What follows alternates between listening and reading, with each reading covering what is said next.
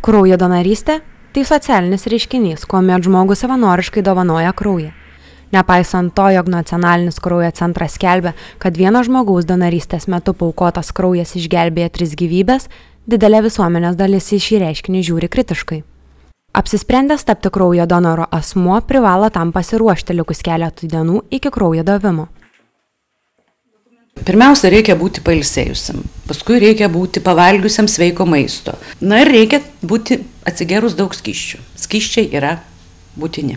Atvykęs donoras turi užpildyti anketą, kuri padėtų nustatyti tinkamumą donorystei. Anketoje užduodami klausimai apie donoro sveikatos būklę, gyvenimo būdą, taip pat įvairius rizikos veiksnius, tokius kaip medikamentų vartojimas, tatuiruotės ar gyvenimas užsienyje.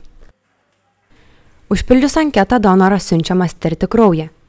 Iš piršto paimama reikalinga kraujo dozė tam, jog būtų nustatyta asmens kraujo grupė, rezus faktorius, kelantigenas ir hemoglobino kiekis kraujyje.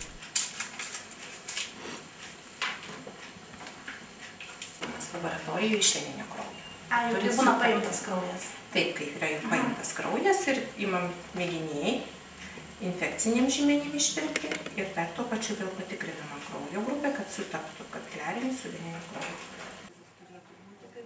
Kita procedūra – vizitas su gydytoju. Jis įvertina bendrą sveikatos būklę, užduoda klausimus, kurie svarbus donorui ir kraują gaunantiems ligoniams. Jeigu sveikatos būklė reikalavimus atitinka, leidžiama duoti kraują. Dažnai susiduriama su problema, kad donorų hemoglobino kiekis būna per žemas. Tuomet kraujo davimas gali būti kenksmingas tiek pačiam donorui, tiek ligoniams, kuriems būtų perpiltas kraujas. Yra sezoninis žemesnio hemoglobino laikotarpis, kada pavasarį galbūt daugiau donorų tokių, kur žemi hemoglobinai.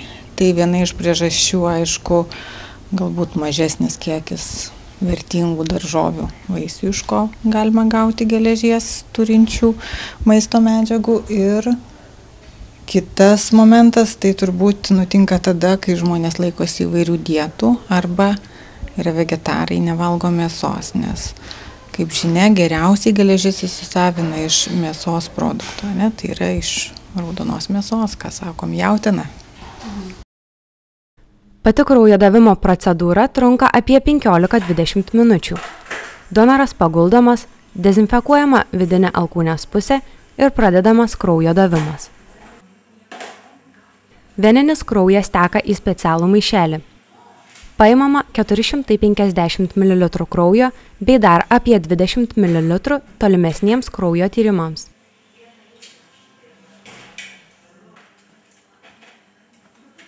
Donorystės metu neatlygintini kraujo donorai yra apdovanojami įvairiais prizais.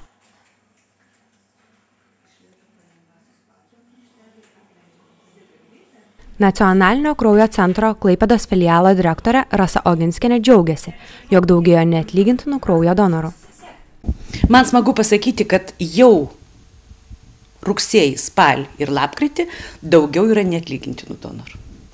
Įstaigos vadovė pabrėžė, jog po kraujo davimo proceso donoras turėtų labai prižiūrėti save. Reikia gyventi sveiką gyvenimo būdą, tačiau kurį laiką, tą dieną, gal dar kitą dieną, priklausomai nuo to, kaip žmogus jaučiasi, susilaikyti nuo intensyvesnio fizinio krūvio, valgyti sveiką maistą, nerūkyti, nevartoti alkoholio ir gerti daug skysčių. Norinčius tapti kraujo donorais klaipėdiečius kviečiama atvykti į Naikupės gatvę 28 į Nacionalinį kraujo centrą.